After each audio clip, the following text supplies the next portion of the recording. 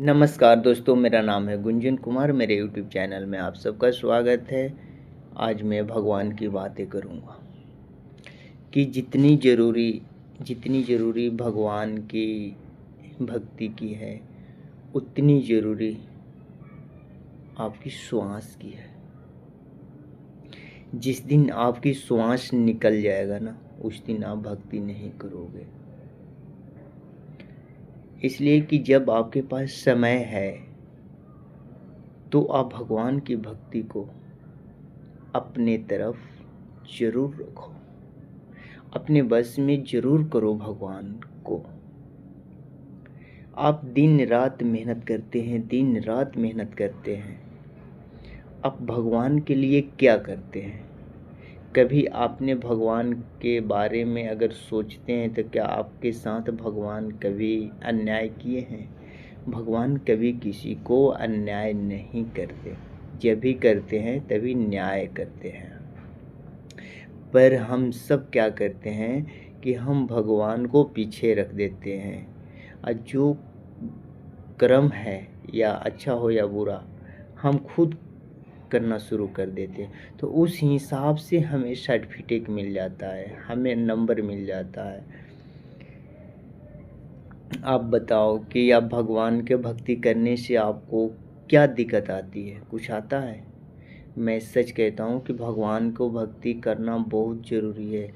अगर आपके पास 100% है तो उसमें से भगवान को 2% दो, 1% दो, 10% दो, 20% दो। आपको जितनी शक्ति है उतना दो भगवान को। पूरी तरह से भगवान को विमुख मत कर दो, अपने पीछे मत रखो भगवान को। ये मत कहो कि भगवान मेरे लिए क्या करते हैं। इस संसार में जब आए हो ना, तो आपके लिए धरती, आकाश, सूरज, चंद्रमा, तारे, सितारे, सब कुछ आपके लिए भेजा गया था। जब आप जन्म लिए थे तो आपको गिफ्ट में सबसे इम्पोर्टेंट जो है, ज़रूरी है, आपको माँ मिली थी। फिर आपका पिता मिला। सबसे बेहतरीन चीज़ है कि आपको परिवार मिले। जैसे जैसे आप बड़े हो गए, रिश्ते मिले, बहन भाई सब आपके लिए तो ईश्वर ने बनाए हैं। पर आप कैसे पेश आते हैं अपने परिवार के साथ, अपने फैमिली के साथ, अपनी दुनिया वालों के साथ, ये कर्म आपकी है। अब इसमें भगवान क्या कर सकते हैं? इसलिए भगवान की भक्ति ज़रूरी है। लोग पागल नहीं हैं कि जो भगवान को भक्ति करते हैं पहाड़ों पर जा कर के। पर याद रखना ये चीज़ ज़रूरी है कि भगवान को भक्ति करते समय अपने आप को फिल्टर कर लेना। जितने सारे अवगुण हैं उससे बाहर निकाल देना, और फिर दोबारा भगवान से कहना कि भगवान फिर दोबारा मेरे अंदर अवगुण न आए। भगवान कभी नहीं चाहता कि हमारे बनाए हुए पुतलों को परेशानी हो। आप कभी चाहते हैं कि आपके पुत्रों को कभी दिक्कत हो? आपके चाहे पिता आपको चाहते हैं कि अपने बेटा को दिक्कत हो? आपकी माँ आपको चाहती है कि मेरे बेटा को दिक्कत हो? कोई किसी को नहीं चाहता, क्योंकि भगवान का रिश्ता हमारे से है। इसलिए भगवान से रिश्ता बनाए रखने के लिए भगवान की भक्ति की जरूरी है। पर हर पल भगवान की एहसास करने से इतनी आनंदित होता है मन, पर ये आनंदित मन को खोजना पड़ता है, सर्च करना पड़ता है, अपने आप को सर्च करना पड़ता है। लेकिन इंसान ज़्यादा करके लोग माया में उलझे हुए हैं। उनको दुनिया की कुछ भी चीज़ नहीं चाहिए, पर उनके पास माया होनी चाहिए। और जब माया खोजते हैं तो माया में राम को नहीं खोजते, भगवान को नहीं खोजते, ईश्वर को नहीं खोजते। वो सिर्फ माया में माया को खोजते हैं। और जब माया में माया खोजोगे तो आप तो परेशानी होगी। माया में राम को खोजो, जिसको आप मानते हो, जिस देवता को मानते हो, जिस इष्ट को मानते हो, उसको तो खोजोगे। पर उनको भी छोड़ देते हो। तो जीवन तो एक दिन तो जाना ही जाना है। एक एक पल जो घट रहा है ना, ये जो ओवर जीवन का ओवर है, ये तो समाप्त हो रहा है। आपका कितना ओवर मिल रहा है तो आपको भी पता नहीं। जिस दिन आप इस इतने बड़े ग्राउंड से, धरती सबसे बड़ा ग्राउंड है, इससे आउट हो जाओगे एक दिन, ये सत्य है। एक दिन आउट होना है, खेल समाप्त होगा। जीवन का जो खेल है ये एक दिन समाप्त होगा। इसलिए भगवान की भक्ति बहुत ज़रूरी है। भगवान की भक्ति करने से इंसान प्रफुल्लित रहते हैं, खुशी महसूस करते हैं, शांति महसूस करते हैं, क्रोध को नष्ट हो जाता है, काम वासना कभी तो आएगी नहीं, मन में लोभ नहीं आएगा, सिर्फ दया भाव रहेगा, क्षमा याचना की भाव रहेगी। न आप किसी को उल्टा बोल सकते हैं, न लोग आपको उल्टा बोल सकते हैं। इंजॉय करो, करो जो आपको मर्जी है करो।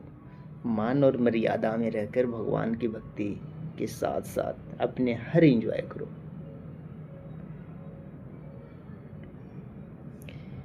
जो चीज़ भगवान की भक्ति को रोकता कौन है? आपकी खान पान। और खान पान क्या क्या है? खाने के लिए तो सारे संसार में भगवान ने बना रखे हैं। आपकी गलत आचरण आपकी रोकती है भक्ति करने से। आपकी जो उल्टे सीधे खाना खाते हैं ये रोकती है। वैभव विचार रोकती है। जितने सारे गलत कर्म हैं ये भक्ति करने से रोकती है। और इस चीज को कोई अमल नहीं कर पाता। एक शब्द में मैं कई लोगों से भी सुनता हूँ, लोग कहते हैं भगवान करते क्या है? भगवान जो करते हैं ना, इसकी अनुभव करोगे तो तुम अपने आप को टुकड़ों में बांट दोगे ना, फिर भी उसकी मोल नहीं हो सकता। भगवान सब कुछ करते हैं, पर इसकी अटल सत्य है कि भगवान को आप जानो। पहले तो खुद अपने आप को फिल्टर करो, अपने आप को स्वच्छ बना लो। स्वच्छ बनने की पूरा उम्र गुजर जाती है। बड़े भागे मनुष्य तन पावा। ये जो मनुष्य के जो योनि मिला है ये बड़े भाग्य से मिला है। इसको व्यर्थ मत जाने दो। मैं हाथ जोड़ता हूँ, आपको जो अच्छा लगे वही करो, पर भगवान की भक्ति में जुड़ा रहो। भगवान की भक्ति ये सबकी हिस्से में नहीं आती, सबकी भाग्य में नहीं होता। जिनके भाग्य में है ना तो बड़ी भाग्यशाली है। भगवान की भक्ति जीवन को सुधारने के लिए होती है। अगर आप मनुष्य योनि में नहीं सुधार सकते अपने आप को, तो कौन सी योनि में सुधारोगे? कौन सी योनि में? कुछ आता पता है? कुछ आता पता नहीं है कि कौन सी योनि में अपने आप को सुधार करोगे। भगवान तो सिर्फ कहते हैं कि सब मेरा ही है, पर तू मेरा बन। मैं तेरा कब होना चाहता हूँ, तू मुझे कब अपना बनाना चाहता है? तू मेरा, माना कि तू मेरा है। भगवान कहते हैं कि सारे संसार मेरा है, हर प्राणी मेरा है, पर वो जिस प्राणी को कहते हैं कि तू मेरा है, तो भगवान को आप कब कहते हैं कि तू मेरा है? जिन लोगों ने कहा कि भगवान मेरे हैं, तो भगवान उनके हो जाते हैं। भगवान को आप मानो, भगवान को जानो। सबसे पहले अपने आप को सर्च करो कि मैं मनुष्य योनि में किस लिए आया हूँ, क्या करने के लिए आया हूँ, मैं क्या कर रहा हूँ। ये जो कहते हैं ना कि उल्टे सीधे बातें करते हैं एक दूसरे के, जितने हम एक दूसरे के बात करने में पूरे दिन गुजार देते हैं, पूरे सालों के साल गुजार देते हैं, पैसे के पीछे भागते भागते, माया के पीछे भागते भागते, धन के पीछे भागते भागते पूरी जीवन गुजर एक दूसरे की चर्चा करते करते। पर भगवान की चर्चा बड़ा मुश्किल से होता है। सब सारे लोगों के हिस्से में भगवान की चर्चा भी नहीं आती है। भगवान की चर्चा करना आसान नहीं है। आसान है उसके लिए जो भगवान को अपनाना चाहता है। रिश्ते तो हम सबके अपने हैं। रिश्तों में आप अपने हैं या नहीं, ये रिश्ते वालों से पूछो। इस संसार में रिश्ते की कमी है।